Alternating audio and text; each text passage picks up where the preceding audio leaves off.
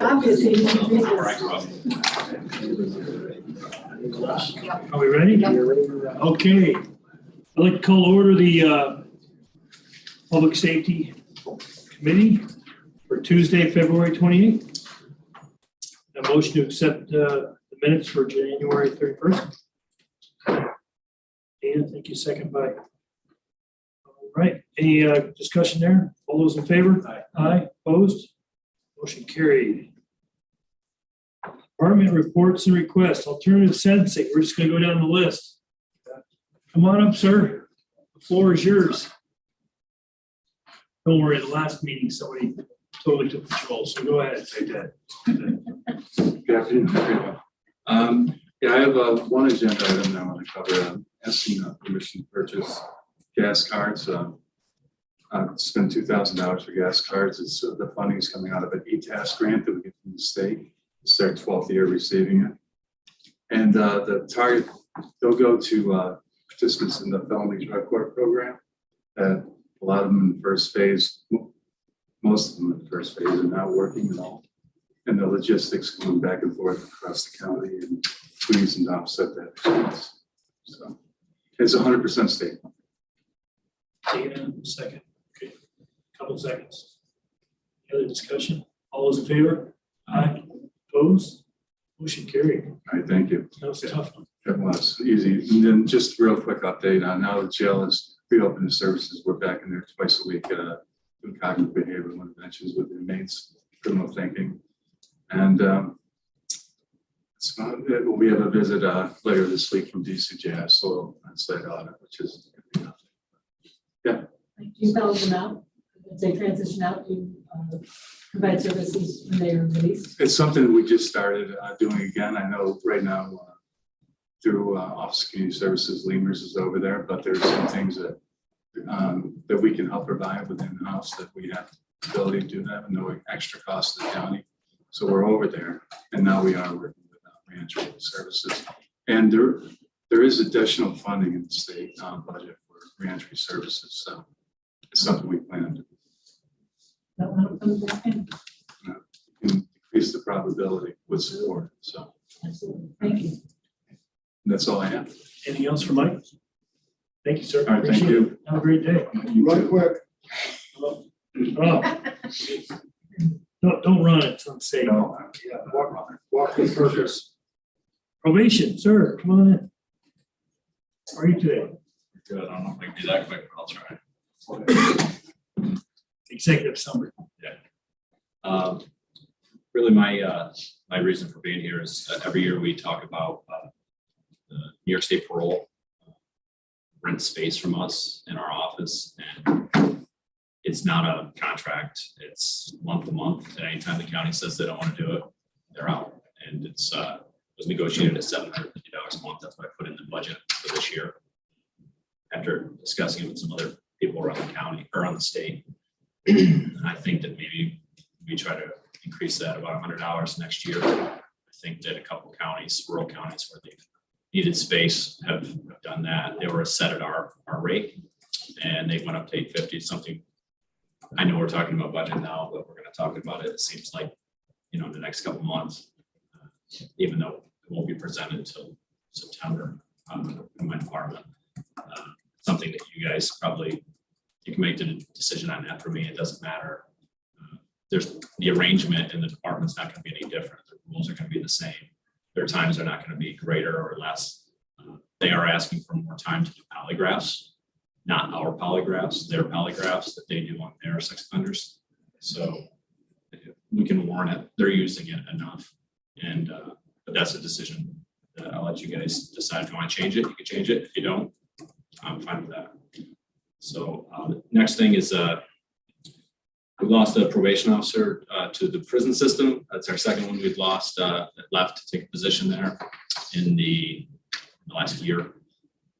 These are Washington County residents that worked here for a long time, people we know pretty well, people that are involved a lot in our community. We loved having them as employees. And they left for pay, bump up salary. People that many of you know, they're pretty valuable officers. They're people I could put on the stand and were reliable. the paperwork was pretty good. So it hurts to lose those people because it's hard backfilling, as you guys know, everywhere. And right now, our last test, 7 people took our exam. And when we canvassed this last week, 2 people responded to that canvas out of 7.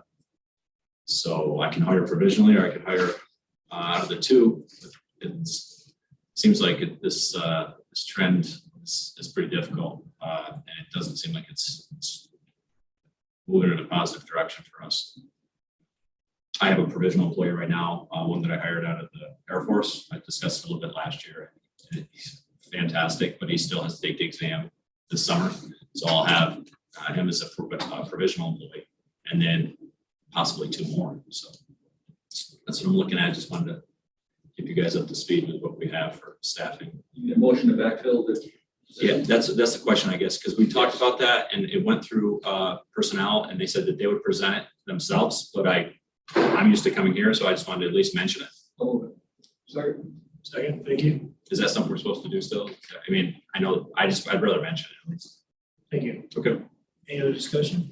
All in favor? Aye. Opposed? Motion carries. Back to the additional 100. Thank you. I did have a question. The New York State parole rent, is that one person, one office?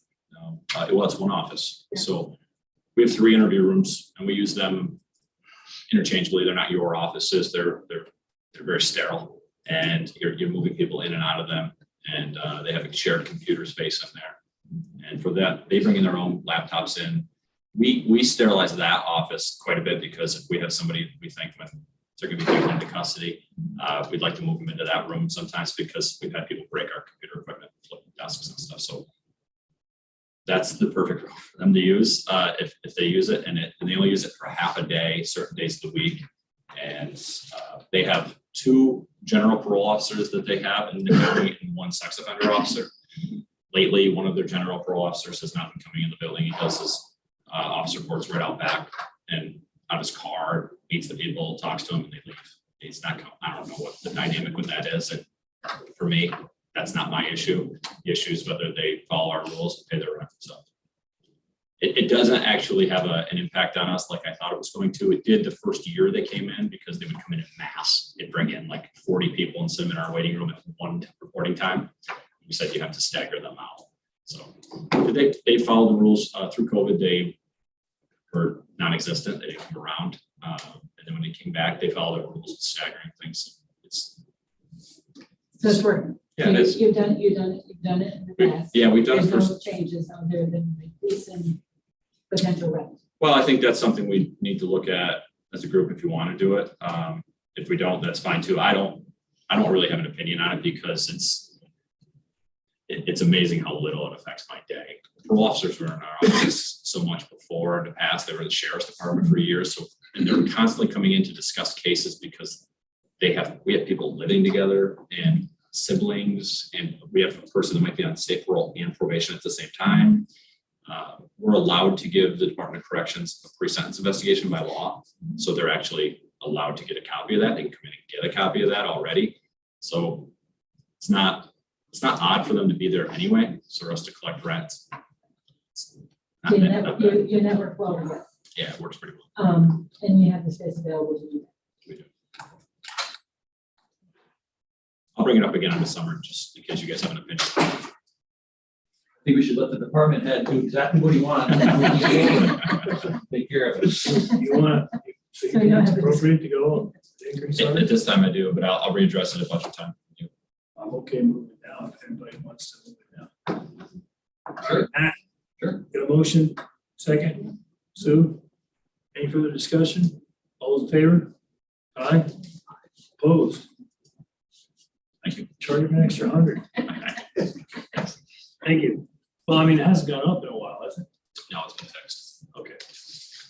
Hey, cost, it's called inflation. Thank you. Thank you. Okay. District Attorney. Sir, Back on our corrected thank you. forfeiture spending plan. For those that might not recall, the county for years, ever since I've been DA, has asked for a proposed spending plan, which made it nice when the state changed the laws regarding forfeiture so that there was very little impact on the county and our operation as with the treasurer. So I know there were some questions. I'll try to hit on. The number here is the number that is reflected on Al Nolet's books as of 1/1/23. And then I know there was a question on, I had to clean up some of the dates. There was a question on this payment of special prosecutor. That can only be the forfeiture money for drug cases. So we include that on the off chance we end up with a drug case where we can't prosecute the person because of the conflict. So we include that. And then I think there was a question on whether the money could be utilized. I think it was on the dovetail end of the sheriff's discussion on costs of storage of guns, perhaps, but we wouldn't be able to use forfeiture money for that.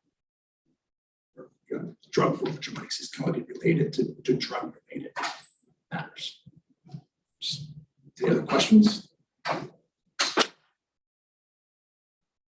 Committee, motion to approve. Dana, second. Jim, thanks. Any other discussion? All those in favor? Aye. Opposed? Motion carried. Thanks. Can I add one thing or do you want me to come back? Please, right now. Perfect. So there's been statewide and nationwide, I think you probably have seen on the news, an increase in overdose deaths. And a lot of that is attributable to extraordinarily inexpensive and high volume of importation of fentanyl from labs around the world. And so I started looking at what's happening in Washington County, and Kristen Hardy with the Sheriff's Department is responsible for tracking the data for the sheriff. But in speaking with Kristen, there's a shortcoming in a lack of information. And so one of the things we're going to be working on, it's relevant to questions, but it is not getting the coverage that it deserves. And the risk is greater today than it was when Jeff and I started Hometown versus Heroin 10 years ago now, 11 years ago. And so I think the first place we have to start is to understand what the extent of the problem or the reality of the problem, not the extent of the problem. And I think probably what we know, what they have formal documentation of in terms of overdose deaths year to date, I think is at 4, and we know that that's short. And so if you don't have good data, it's really hard to begin to understand the scope of the problem. But to put that into context, that's 24 a year. And it's high, Jeff, I think I'm keep looking at you, but I think that number for this time of year is high. And we normally see increases over the summer based on what limited I looked at. So I think it's a very real problem. We're going to be reaching out to, I know Bob's here in the corner, we're going to be reaching out to the corners to get their buy-in and support. It's nice that Bob's here because he is awesome at sharing that information. That helps in a lot of different ways to know the extent of the problem. But it also, we had an incident, is it a year ago now, where we had the cocaine laced with fentanyl, and we had we had 2 deaths, but we had people crashing all over the county in vehicles. And so we were able to alert the hospital. Jeff was able to alert the hospital. We were able to put out public press announcements so that people are aware and can begin to try to plan. So we're going to be encouraging our local PDs to join in, but if there's anyone interested in helping in any way, that would be great. So I don't know, Jeff, if there's anything else. It's an important undertaking that really needs accurate data to be as useful as possible. It's one of my 4 slides. Oh, good. And I think whatever number you see, it's probably underreporting by, not in terms of just information coming in that's available, probably by half. Are they looking solely at fentanyl as an illegal drug rather than it's also a prescription drug? Yeah, but the fentanyl that's being added to cocaine and crack and meth and everything else is what's coming from labs in Mexico and China. It's not coming, it's not medicinal use. So, and remember, they measure, to give you a sense, they measure medicinal use in nanograms. And I don't think our drug dealers are that fine in their dosing. Just a little bit first. Discriminatory. Correct, and it's appearing in everything. We seldom do we find heroin anymore. It's almost always fentanyl. It's in, we're finding it in all of the drugs, which I think is also something to keep in mind. If you see bags laying around, don't pick them up. We've had some law enforcement members in the northern area be exposed, and that's a very scary situation. So hopefully we'll be reporting in a couple of months saying it's awesome, we have buy-in from everybody. So, thanks. I think you will. All right. Sheriff, sir, the floor is yours. Yeah, that's kind of scary, you know, just when they have a seizure out west, enough fentanyl to kill everybody in the United States.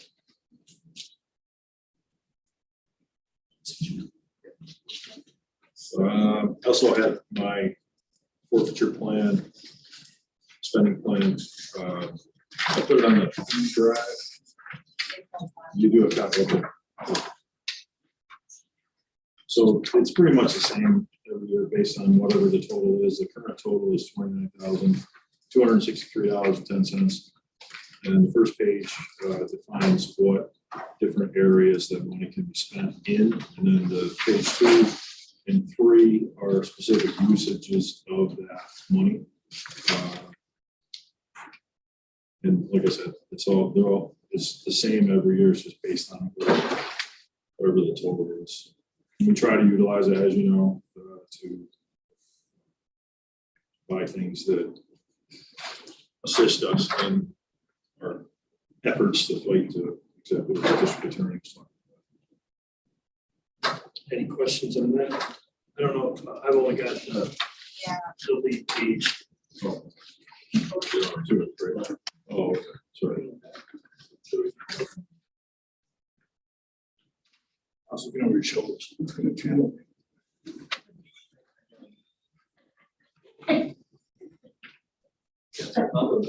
Go with it.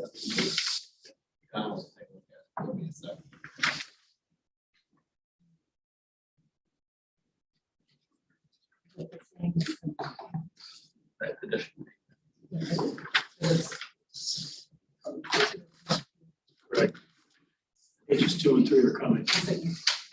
Second by Sid.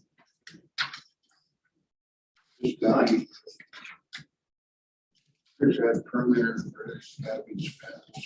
Yeah, and it's all audited by the federal government. The undersheriff handles that part of it. It's a pretty lengthy process annually to get the audit. They go through every purchase to make sure that the money gets spent properly.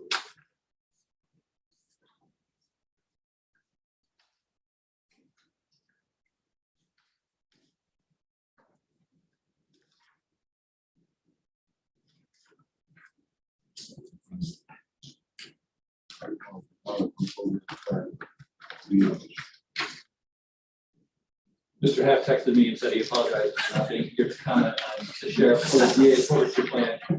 But he did see on the agenda that one of the budget amendments coming up to buy chairs. Yeah. And he just wanted to make sure that you were using corporate money to buy chairs. If you were, then I would have to propose that for him. But it doesn't appear that's the case. No, I'm actually a little upset he's not here. Yeah, he apologized. Should be all. He said it would be horrible if you guys bought chairs. Yeah. Should be all. Well, Because it's forestry money. But I told him that he's here just for chairs. There's no chance.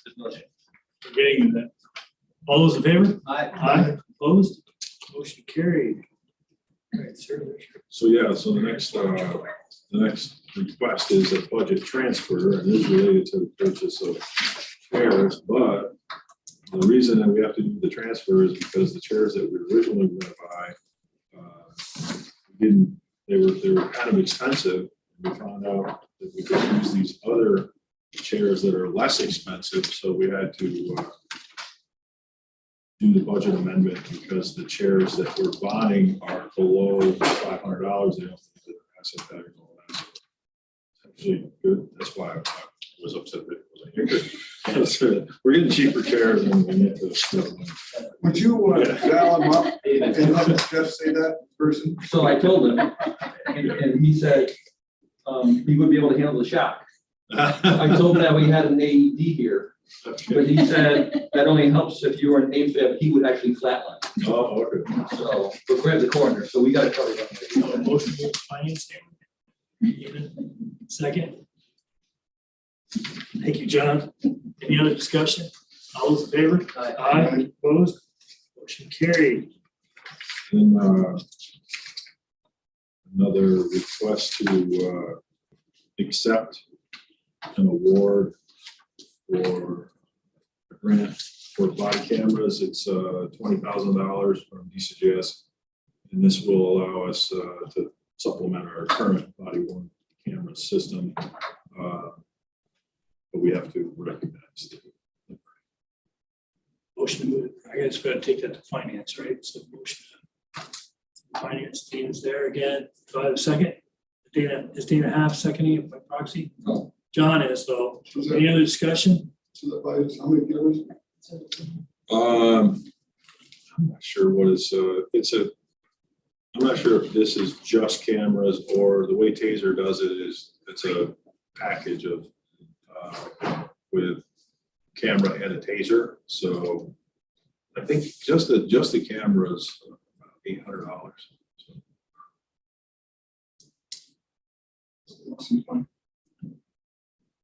Less than 20,000. Less than 20 cameras and tasers. Oh, yeah. Multi-year program. Yeah. Oh. Right. And you can't use any of this money to read those cameras afterwards? I'm sorry to do what? You know, once you have the body camera. Yep. Somebody's got to read it, right? Can I keep track of it, The video? the video? Yeah. And No, you this is for equipment. can, no, Yeah. thank you. All those in favor? Aye. Opposed? Motion carried.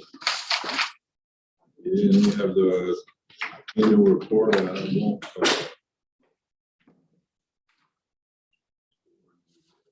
through every slide by slide. But the DA brought up a good point. One of those slides deals with things. Deals with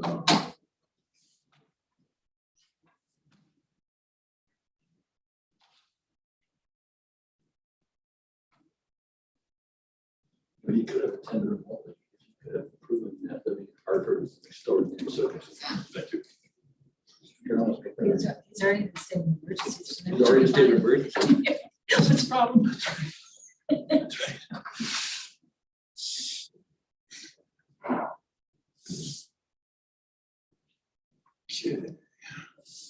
So mission statement, it's the same.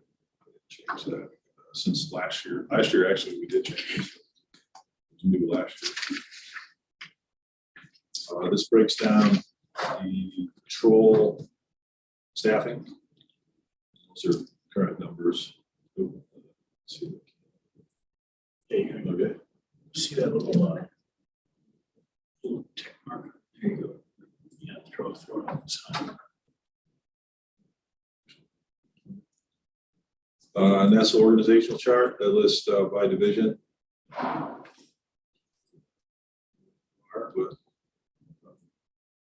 Breaks down administrative, professional standards was a new division that we created last year, the patrol, investigations and corrections.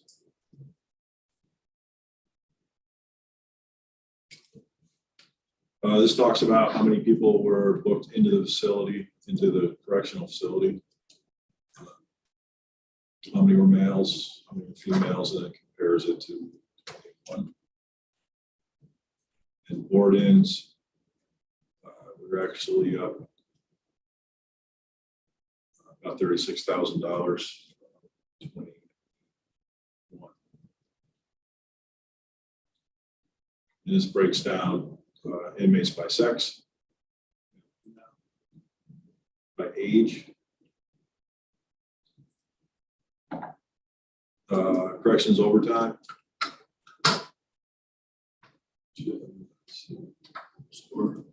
For a little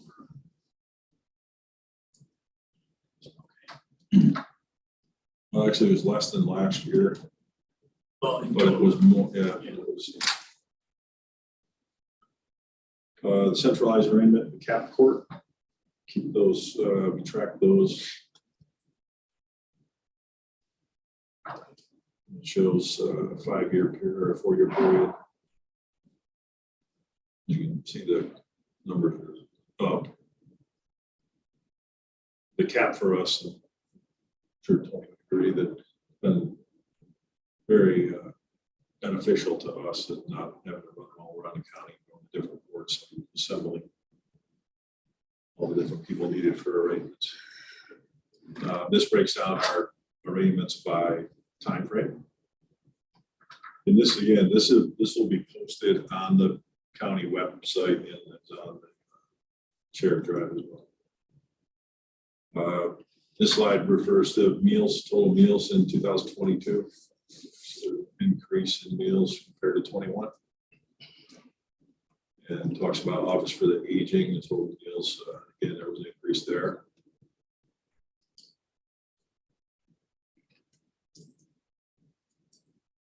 Civil division.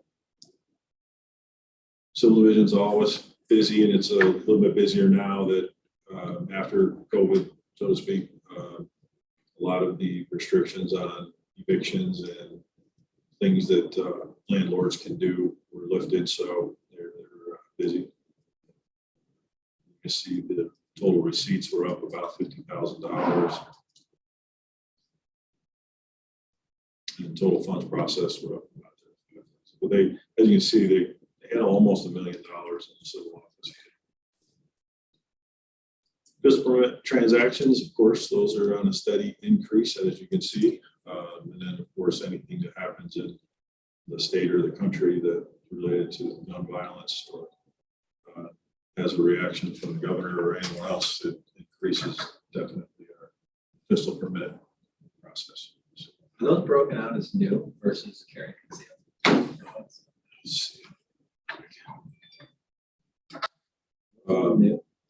No, there might be a slide for that. See, because that would be amendments, would be ones that are not new. So maybe we can look at it. Let's see. Fourth line down. Yeah, amendments. That talks about how much money was brought in. But that's a good thing.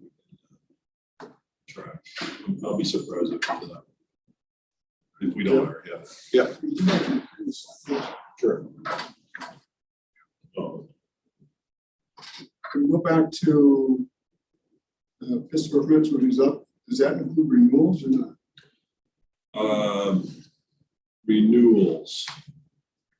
Those, I was going to say, that's a certification you're talking about. They changed it from 5 to 3 years. Yeah. Yeah, that's through the state police, and it's online, so they don't have to come to us to do that. But amendments are people adding new guns to existing permits. But it doesn't break it down as new permits versus amendments. Most of I would say most of the business is amendments, because so many people have permits and they're adding new guns all the time. So.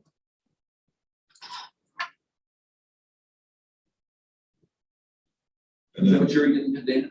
Whether you're adding a gun to your permit, or whether I'm getting a new permit? Well, if you go one more slide back. So I was wondering, that 2895, are those all new? Or are That's- those amendments? no, that is all transactions. So that's new and amendments and anything else. There's a bigger push. Yes. Yeah. Yeah. That's what I was curious. And now with the semi-automatic rifle rules that have been passed, or legislation has been passed that requires that to people to have to go through a pistol permit process. It's not a pistol permit process. They don't call it that because it's a rifle, but you might as well call it that. And, it's almost the same requirements as a pistol permit. But with the training that's required now for people, we've been working very closely with the judge. The judge has been great. The judge is the issuing authority. It's not the sheriff. So the judge approves and denies pistol permits and amendments. And we've been working very closely with them to try to make any sense out of this legislation. So is there a capacity limit on what you have to get for a permit to go semi-automatic rifle? Or is it any semi-automatic rifle? Any 22 to anything that's There must be thousands of Yeah. automatic, semi-automatic gear rifles in upstate New York that Well, if you get a new, it's a new, yeah, it's a new purchase. I have got a- only a new purchase. Right. If you want to register your own, could you still go down and register without going through the court? Yes, you can go online and do it. Handler, right? Rifle, you mean, right? Yeah, rifle. Post a rifle out, you're supposed to register all your guns. Yes. Pistols and. Yeah. Well, Just don't have to be registered if you currently. right, new ones, yes. Pistols and new. What if I sell one to Jen, a rifle? He pays me cash, that's not a new purchase. Then. That's an existing. No, it would still have to be listed. You still have to, as far as I understand it, you still have to go through this process to purchase a rifle, regardless whether it's through a dealer or private sale.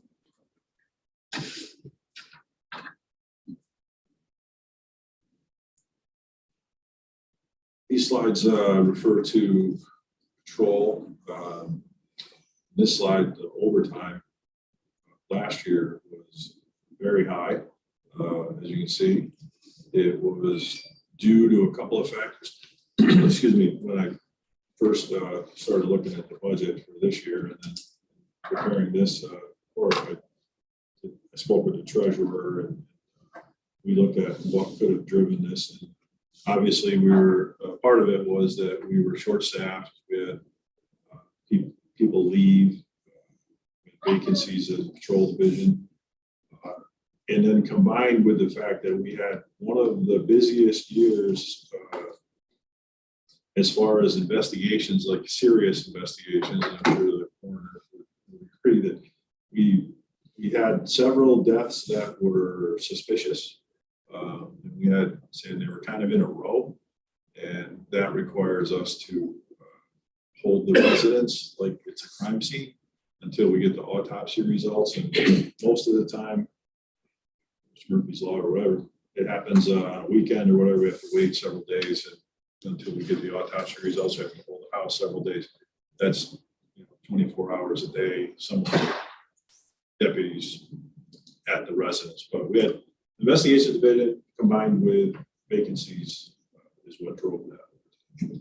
Yes, Dave, you had a question. So a question on, what we're seeing up here is combined numbers overtime and staff. correct? Yeah. Is there any comparison what the breakdown was for overtime this year versus last year?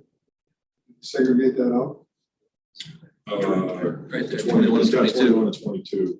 It was below budget. That's still not the overtime, that's the amended overtime and staffing, correct? No, that's the greenish color. The dark green color is 22, and the light green color is 21. That's overtime That's- and staffing combined.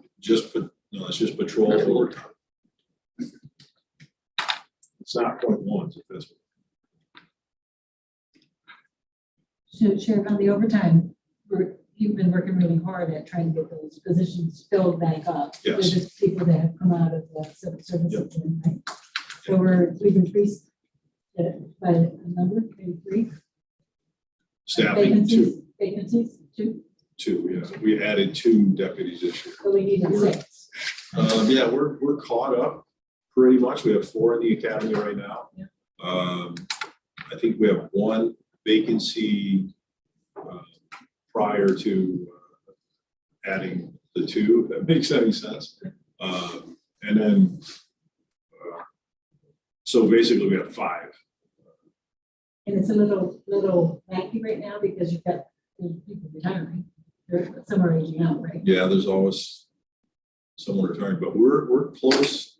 We're very close to being fully staffed. We're only short of a couple. And then we, like I said, we have the 4 in the academy. So that when they get out this summer. So there's hope. There's hope that we're going to be all filled up. Yeah, and we have a new list, so we're going through that list now. So we'll be putting more deputies in the academy that starts in the summer.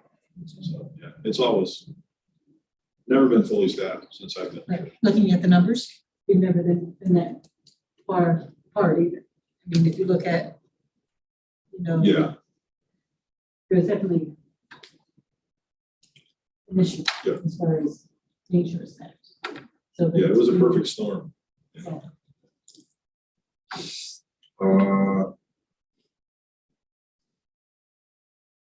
Okay, so these are overdose calls by township.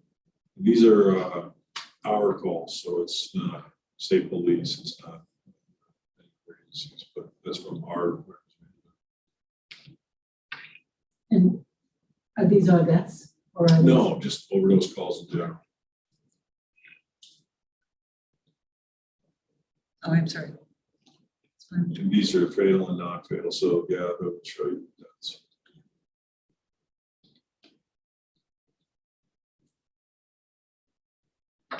These are naloxone administering, so no Narcan was used. It's a lot.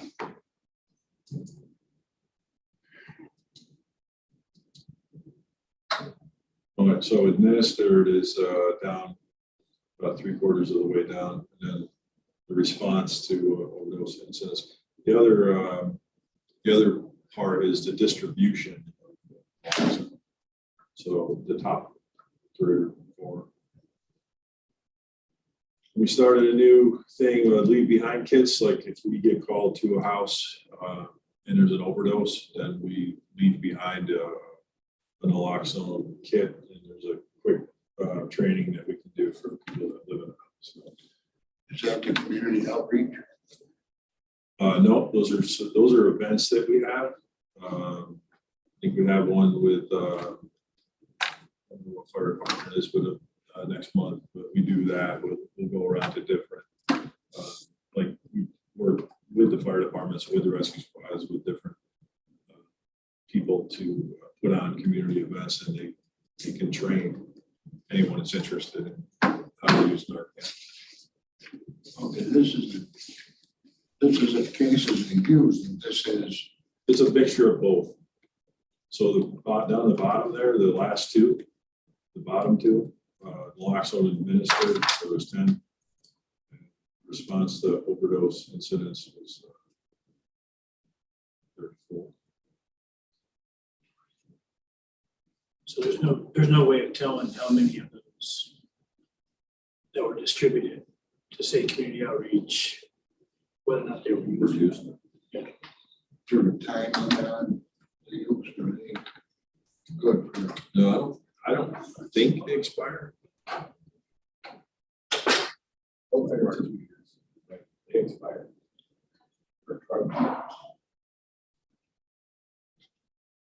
So We don't, let's put it this way, we don't have a stockpile because we're using it.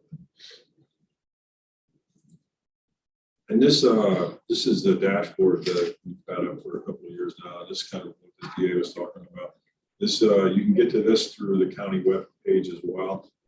It's live, so like it's not live now because that's a slide, but it's an actual dashboard that continually updates every 20 seconds. Something like that. And the problem is, as DA alluded to, is not all the police department, I don't think any of the other police departments submit their data. We've asked them to, can't make them. We do it, and the coroner, Ramir's awesome at doing it. So that's part of the issue. So most of what you see on here is our cases or the ones that coroner's been to that reports. Jim? Yep. Another question. And on the deputies, are they all trained to administer? Yeah. Oh, I got a question. Overdose by age. I'm surprised that 46, 55 is the same as 36 to 45. I figured that'd be the younger age group, but be more. Not true. I have just as many fatal overdoses with the older people as I do. I think we had more By- but last year. The overdoses are by, what I want to say, prescription medicine for the older ones compared to the younger ones, or? It's fentanyl. I think it was last year, right, that we had a significant number of people that were in their 50s. I have 45. Because remember, it's showing up in crack. It's being, the dealers are putting it in crack and powdered cocaine. But this is only for the first month of the year, 2 months of the year. Yeah, this is till today. Yeah, So we're not looking at last year's snapshot. right. I asked if you could do that. I mean, that's what our, Jeff, I could only because I just spoke to Kristen, and so I have to brag that I'm paying attention. She told me. The one that shows not as an overdose death is actually a death now because the person gets to the hospital and they die at the hospital. But we're not, and it's a problem statewide. The information sharing is not great, so you don't have solid data. So that's one of So since January 1st, the overdose deaths are 3, 4. 4. Just based on what the sheriff has for data, or what. I'll report the overdose if I'm at the scene, not necessarily the sheriff's department. With the state police, I still report it. One of the problems that we have is that after the autopsy, it's pending toxicology, which takes a while. So we're having to take a guess if that's an overdose. Pending. I put it as if but we're not 100% sure to get that results back.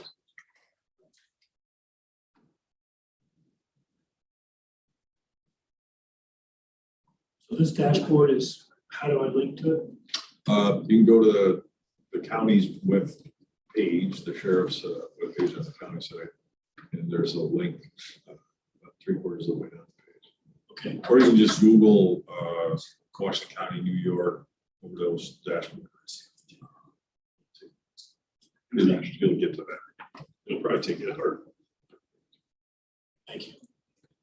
This is arrest information from 2021, 22, based on sex.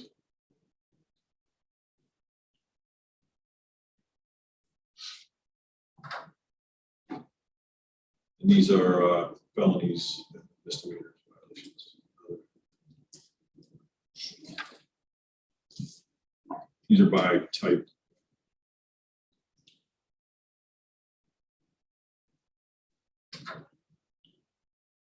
Miscellaneous, clear calls.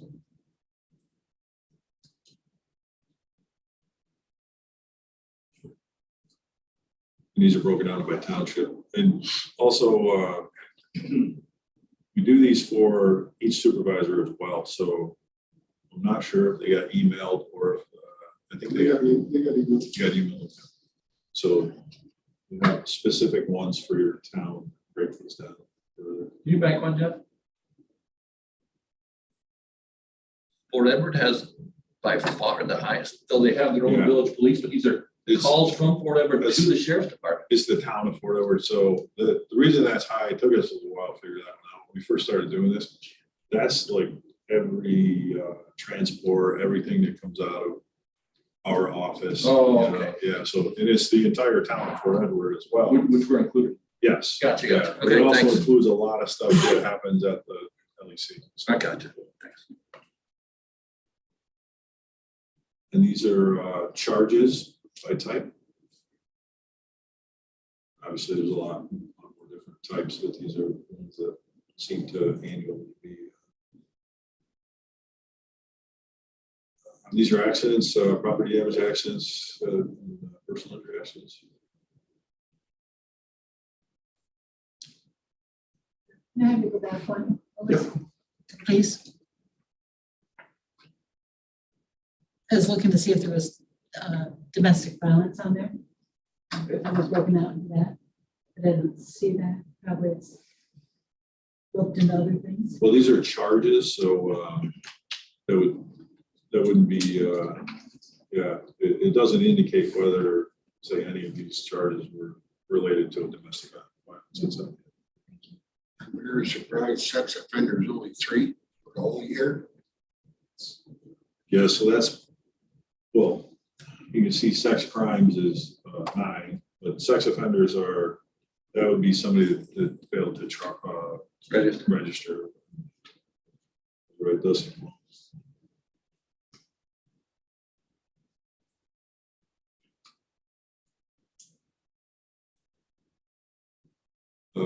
These are traffic tickets for traffic. Yeah, traffic tickets. How many related from property damage or personal injury accidents, road checks, radar, and then just regular patrol, and then down further on the bottom, it breaks it down by race, ethnicity.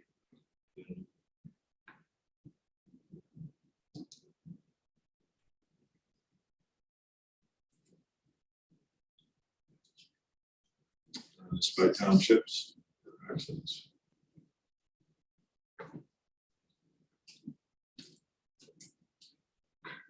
Investigations division. Like I said, they've been very busy.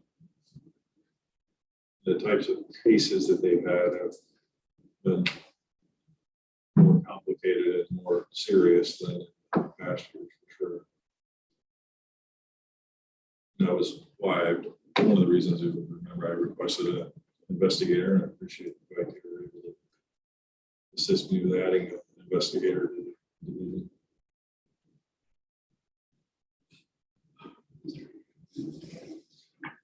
So we did these next slides just because of the impending demise of the Fort Edward PD. A lot of people are concerned about their calls being added to our calls. And just so you know, it's still in the process. They've completed 2 of the required meetings that they are supposed to have. They do want to get together next week. I talked with the mayor, caught up with him yesterday. So, but that is something that's in process. We have a contract with is kind of almost a little bit more than a draft now. It's it includes reimbursement for services, patrol services. So we wanted to basically look at their calls for service and break them down. Thank you, Tim. But their calls for service are not going to be a heavy lift for us by looking at it.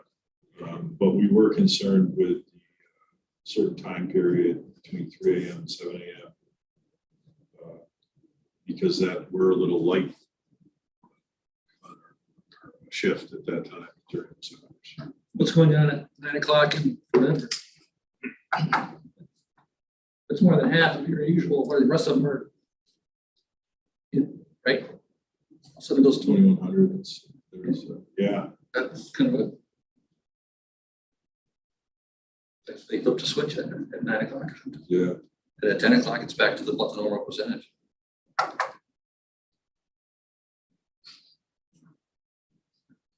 Not much going on at 6 o'clock. Is that gonna make us, you mentioned from 3 to something short staff, 3 to 7 a.m. 3 to 7, covering, because we couldn't cover forever. Yeah. Is there enough money being exchanged to figure you're gonna have to put another man on?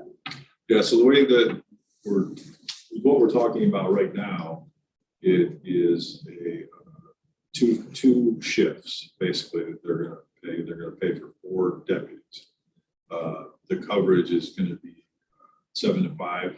One shift is 7 to 5, 7 a.m. to 5 p.m. And then the next shift is 5 p.m. to 3 a.m. So that time period between 3 a.m. and 7 a.m. that's not covered under their contract, so to speak, calls would be responded to by officers that we have already in the county. As I wouldn't say we're short staffed, but we're light staffed during those hours. You know, we don't have a lot of calls in the county between the hours of 3 and 7. So, you know, obviously we don't have as many people as we have on at different times like that. So we don't feel that that's going to be a problem based on the history of their calls for service and our calls for service. There's also state police are in the mix. You know, they have a couple cars out at that time, but we don't think it's going to be an issue. Doing it now. We're doing it now. We've been doing it for, we've been covering their calls for a year, and probably for the last 3 months, we've been covering all their calls. So In the village. in the village, yeah. Because when they're not there, somebody else. Yes, And I we know. do that, for instance, in Whitehall, in Granville as well, and anywhere else, Cambridge, Greenwich, or tied up, Pleasant Falls.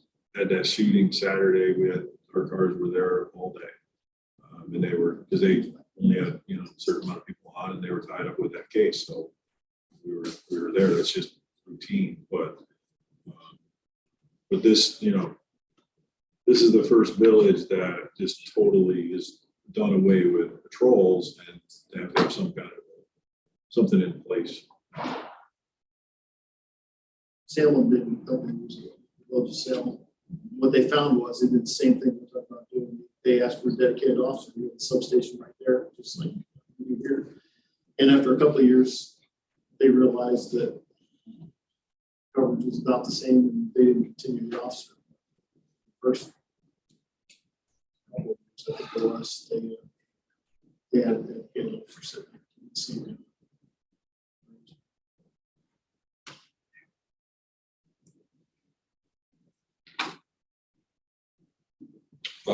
And again, these are all related to our calls and forever be calls. And you're just kind of showing it. It's kind of like I was saying, we knew when their calls were anyways, but this just breaks it down. Time-wise.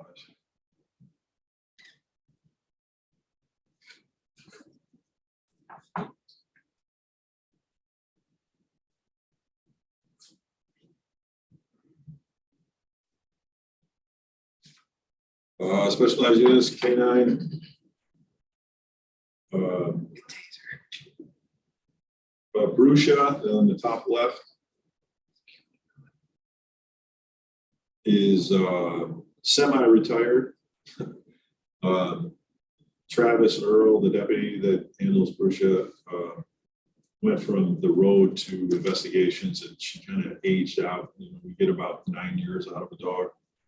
And I think she's 10. So, and the other 3 on the right are active. And then we have Taser, who just walked in. And Taser is a therapy canine. And this is Hannah Terrio. Hannah works in our civil office. She's a civil clerk. And they've been going through training. And it's probably one of the best things we've done in a while. We've had criminal cases where we've used Taser to assist. We had a bad case with some kids were involved, and they didn't really want to talk to us. And once we brought this little guy in to the interview room, everything changed. And I think it was last week you were over at DSS. No, I haven't been over to DSS yet. I've been talking to Tammy, and we're going to set up kind of like a schedule to get him in there a few times. Okay. And she also offered their office as like a training area. Okay. And she had texted me and said that they're very excited. I guess that's what it is. But yeah, it's an awful. We also, well, Hannah came to me and asked about doing this, and after looking into it, there's been studies that shows that it helps with officer wellness as well. And it's nice to have them around. And you can't bring those top dogs in there. You don't want to, those aren't therapy dogs. Maggie is not be petting those dogs a lot or anything. She dual trains. I think they're stressing all of Back over. Back all over. over. Thank you, man. You're welcome. Guys. Bye, Taser. Yeah, he is, Pickup truck dog. he's something. Yeah, I just have that kind Dingo dog. We used to have a therapy installed down to Myers Center. And the therapist had a dog that would help with the kids at Myers Center. I mean, familiar with Myers Center at all. So there's all types of behaviors. But that dog could reduce everybody's anxiety in about 2 seconds flat. Yeah. The best thing they ever did.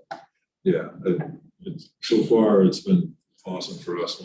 You see grown men coming up and laying on the floor and rolling the ball back and forth with that's the undersheriff's not me. I was gonna say, I do that.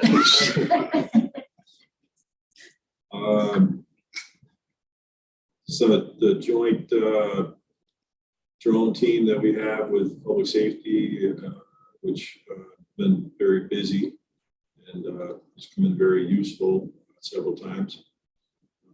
I think Tim just helped out us, helped us both, right, with the date of the 24-hour marathon dance.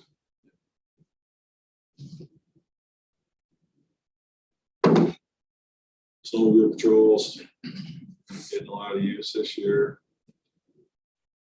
Sheriff's summer camp.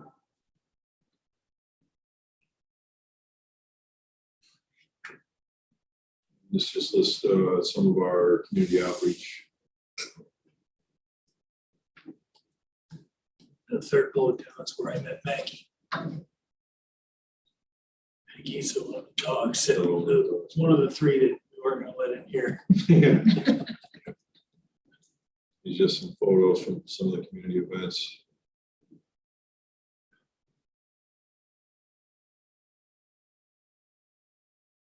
Crash drills, Sergeant Bobby Sullivan goes around and does those at schools in the county, does a fantastic job. Fair, obviously, that's a big deal for there's Taser.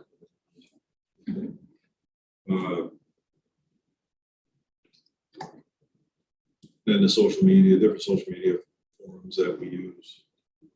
We have pretty good following on social media.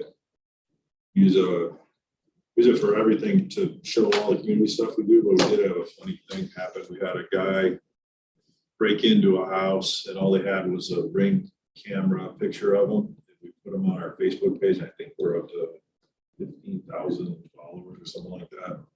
And within a few hours, the guy himself called and said, "Hey, will you take my picture off there?" And again, calls from everybody. And he turned himself in.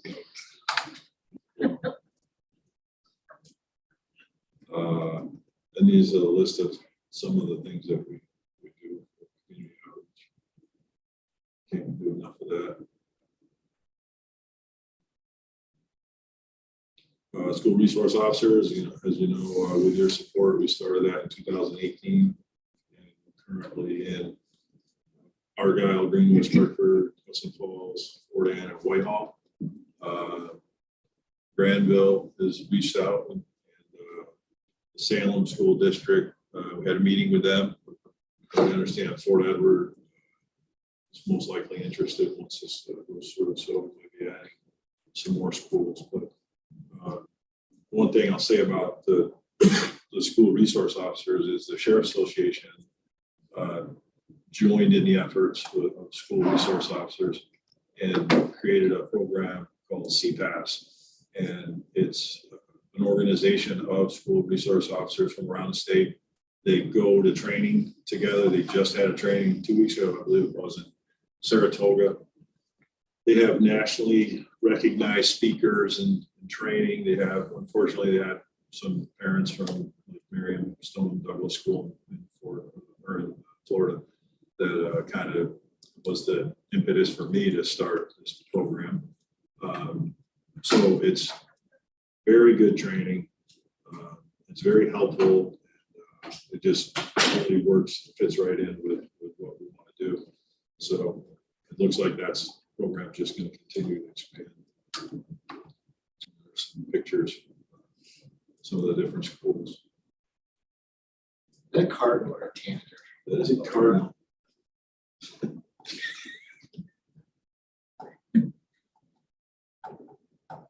I included some slides for the protective equipment and weapons package that you all helped with. And as you know, that kind of grew out of the terrible incident in Texas, where, as everybody knows what happened there. And what we wanted to do was have the ability to have our entire office outfitted with the proper equipment and weapons so that they could respond immediately to an incident with, God forbid, an active shooter. We're slowly getting in. We have the rifles in, we've got a lot of the equipment in, a lot of the plate carriers and helmets, the stop the bleed kits, medical equipment. It's coming in bits and pieces, and obviously it takes a little bit to, first of all,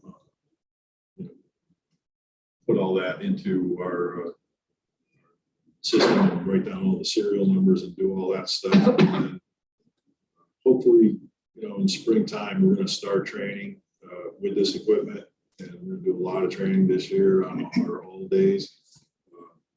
And we're going to train as, as teams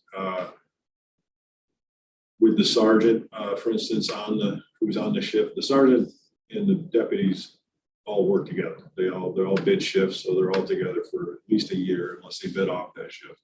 Sometimes, most of the time, they stay on the shifts anyway. So the point is that they work together as a team on the road, answering calls together for the same hours. So it only makes sense that they could do this. So as you know, in the past, we had a team, a SWAT team, so to speak. And the philosophy with this is that we're no longer going to wait for 10 specific deputies to assemble and respond to, God forbid, a situation that's active. We'll have multiple teams that are fully trained and now fully equipped, thanks to you all. So we appreciate it. That's it. Dana, you had a question? I do, but it's unrelated to this slideshow. Okay. John? How is the lie detector course coming? Polygraph, yeah, I think it's April is when she goes. So it's in Pennsylvania. Oh, she hasn't come. Right. Yeah. Yep. And it's 3 months. That was unrelated to this slideshow.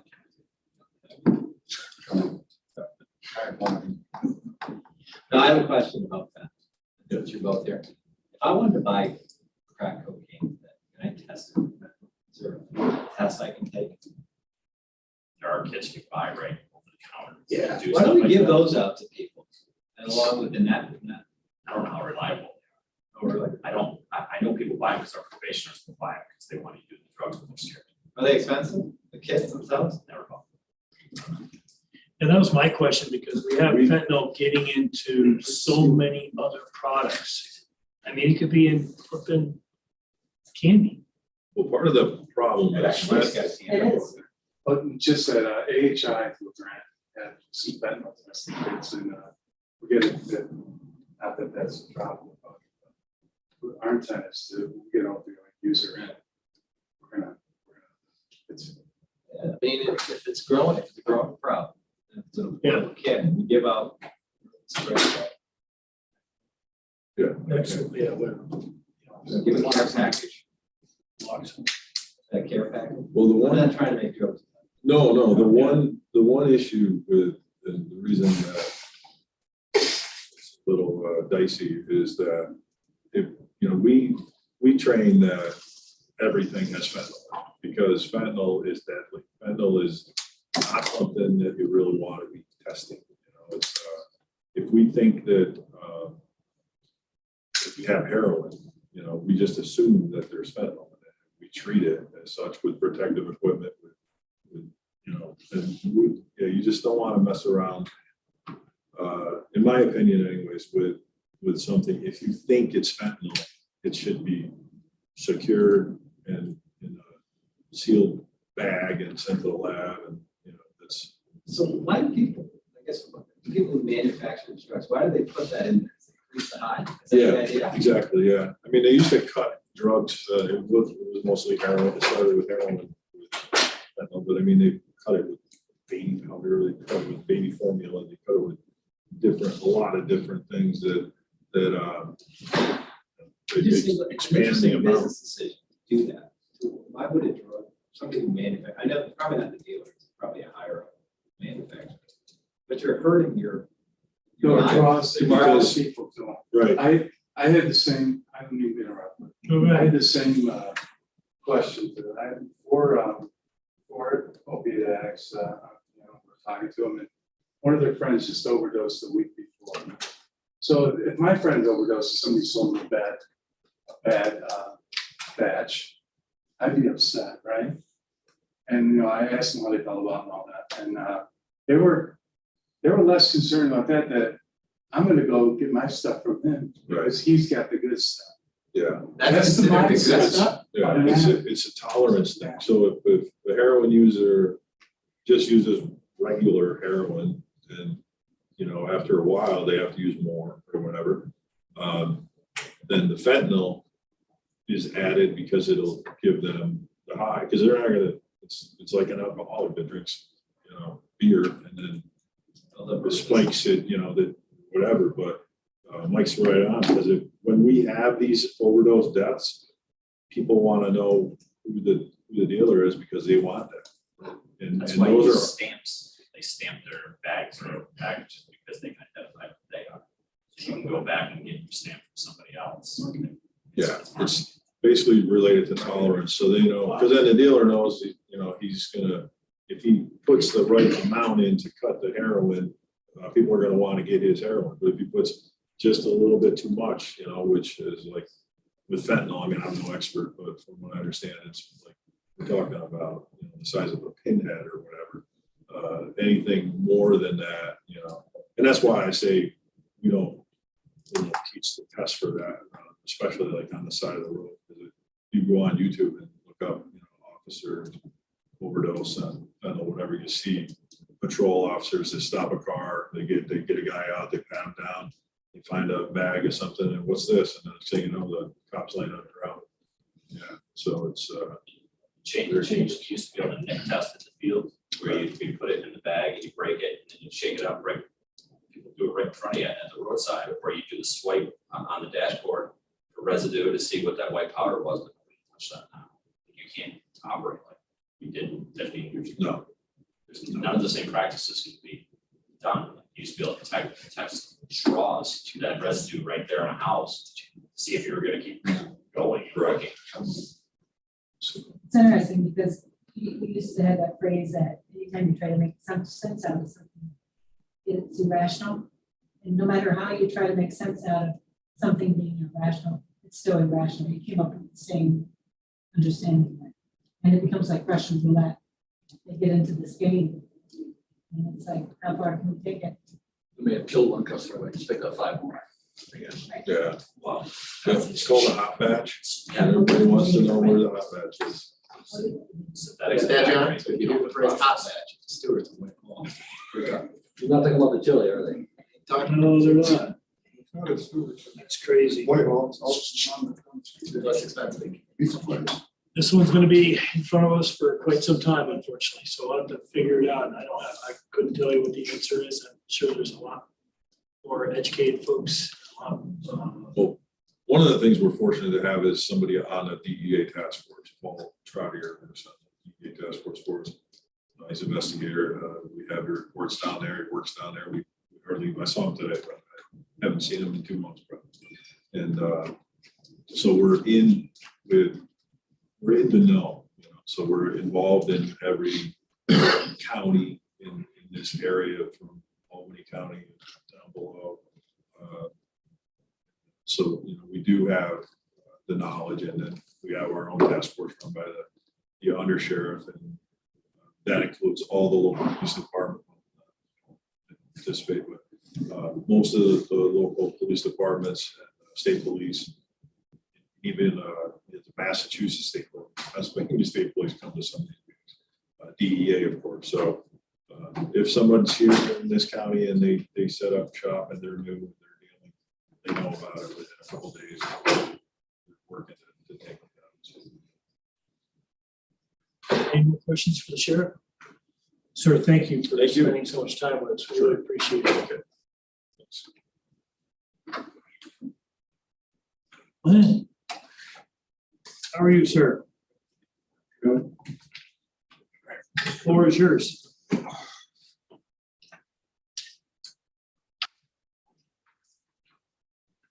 Two quick things. We need to request recognition of our hazard mitigation grant from FEMA. This allows us to do the hazard mitigation plan, which is every 3 to 5 years, and it's a FEMA requirement. It's a plan that we do that involves all of the towns. It's $142,500. Thank you. Any other discussion? All those in favor? Aye. Opposed? Motion carried. And for the RFP authorizations, Tim and I were talking. What we'd like to do is do an RFP for a master services agreement that would cover all of these plans, doing an RFP for each plan. And that would cover the plans and then any requirements that we have to coordinate an exercise for the plan. That's the way that most of the counties are going, is just doing a general master services emergency management. Second. Second. So the question is, we're doing a combined RFP, you're looking for one response for all 3 plans, or it could be multiple companies respond to. It would be separate- one everything. So one company would do everything. It would be I don't know what the proper term would be, but an at will. So we need to do this plan. So then they would say, okay, this is how much it would be to do that plan, as opposed to a set amount to do everything. We would contract, or as they would agree to the plan, and then we would say, okay, this year we have to do the hazard mitigation plan, we have to do the hazard materials plan, the domestic terrorism plan, but it would be one company. Go ahead. What does that have to say? Be sure. Let's hear it. Is this, by doing it this way, would it become like a 3-year plan for all of them? Start date and finish date, the same thing? No. Same time? So- Because depending on what the plan is and who that plan we report to depends on what its periodicity is. So there'll be changes along the line once it's in. Yes. Because some of the plans have to be updated every year and sent to the state. So once they're done, they're done. But there's also the point of doing, we have projects and such where we have to do exercises with the state. Getting the proper respondent to this RFP will help give us, between the two of us trying to set up an exercise on top of doing everything else, we can get the contractor who can help us fulfill that requirement, because that's what they're used to. So help me out. Single year, multiple year contract. Most of them are multiple year. We were looking at 3-year. So 3-year contract, manage the plan, make any adjustments based on changes from guidance on the authorities from either the state or the federal government. Oh, we got to make changes for it. They integrate all that. Keep it up to date, correct? So is the idea to, do we have to do stuff like, well, we got to bring it in and actually approve it or anything, or are we just gonna? Well, they would put it out to RFP and then we'd have to bring it back to. Oh, yeah, absolutely. But I mean, if you're going with a 3-year contract with a contractor to maintain the plans. You still, well, it's to help us with the plan, but the board still has to approve. Check. So you give them the work. We're outsourcing the work is what I'm guessing, right? And so if there's any modifications, then they would come before this committee and review the recommended changes, right? Based on whatever XYZ from the state or the federal government, or whatever the change is. And then we implement that at the committee level. We would give it the parameters, the content, obviously they would shape it, form it, go back and forth with us or the team that we put together to review that. And then it would come to the board just like every other plan for approval. Correct. Go back and then go back. But it also opens the door to help us.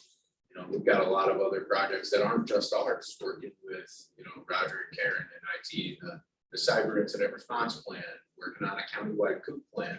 Like instead of us having to go out to 5 different RFPs for all of these different things as we continue to get bigger, this would allow us to put them in place at least for the next 3 years. And save a lot of headaches through purchasing and changing. Okay.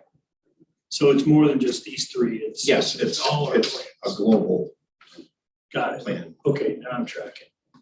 Dave, go ahead. So if I remember correctly, you said earlier, it has mitigation plan. That's done, whatever, updated every 5 years or 3 to 5 years? 3 to 5 years. So how about some of the other things updated? So the hazard material plan is supposed to be updated every year. The arson plan is supposed to be updated every year. We have several that are, the state wants them updated every year. And it's simple. We've done simple updates, but we would like to sit down and look at all of our plans and make sure that we're. My question comes back to the hazard mitigation plan of 5 years. Looks like it did out of sequence, where it's written once by one person, and it were contracts for 3 years.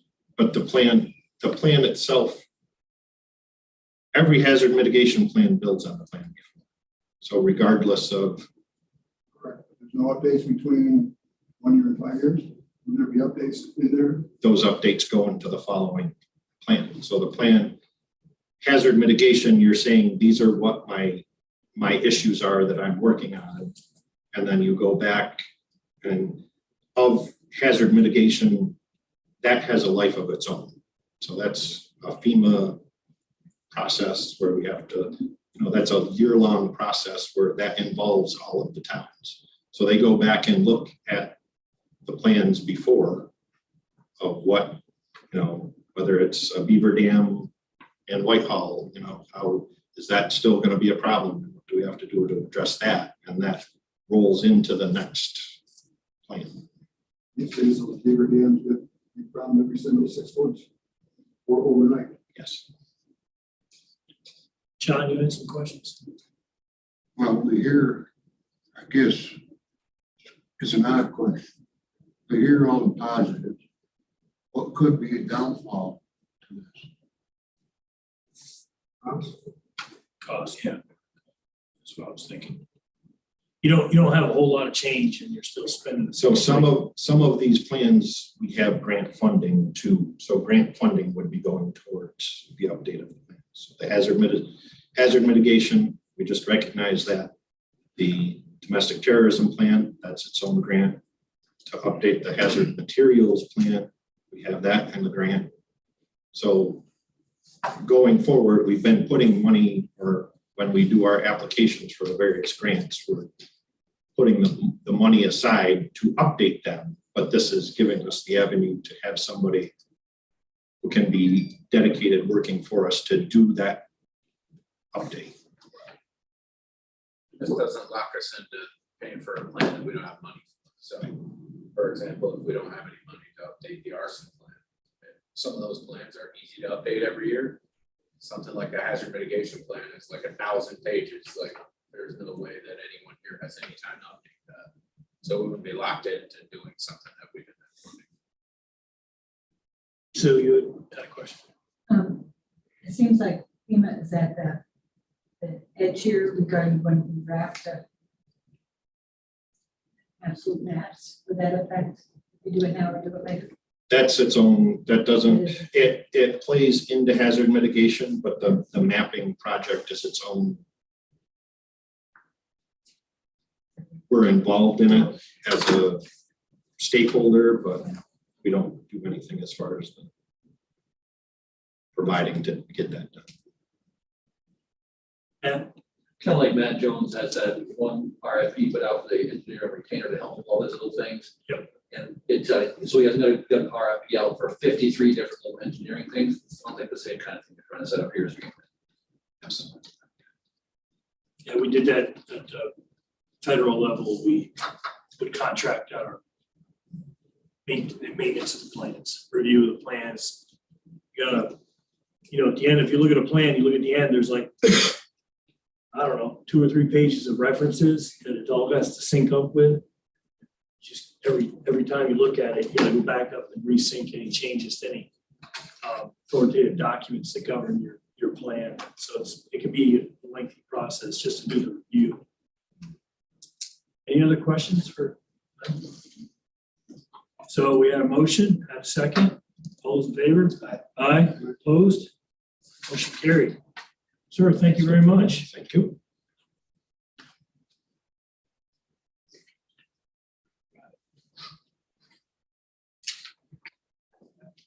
Well, you're doing the personnel staffing updates?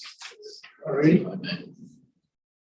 Just 2 quick things. So we had a deputy fire coordinator resign. So when working with the fire coordinator and Danielle, we've been looking at that job description and have updated it. It has not been updated in many, many years. So we're ready to move forward that, working with her to fill that position probably in a couple of weeks, which is a part-time salaried position in the budget. So just an FYI to the committee that we're working with Danielle on that.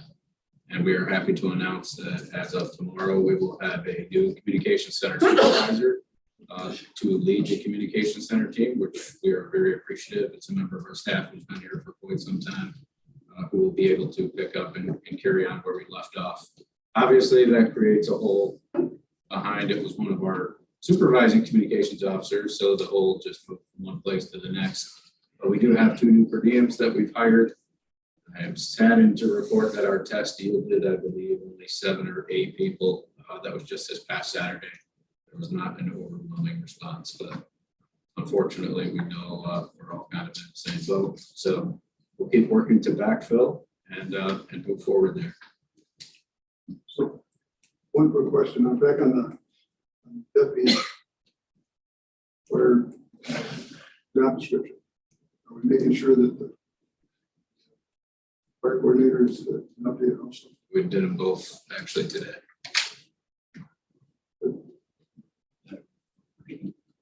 Not anymore. They don't change that. I changed something? Okay. Great.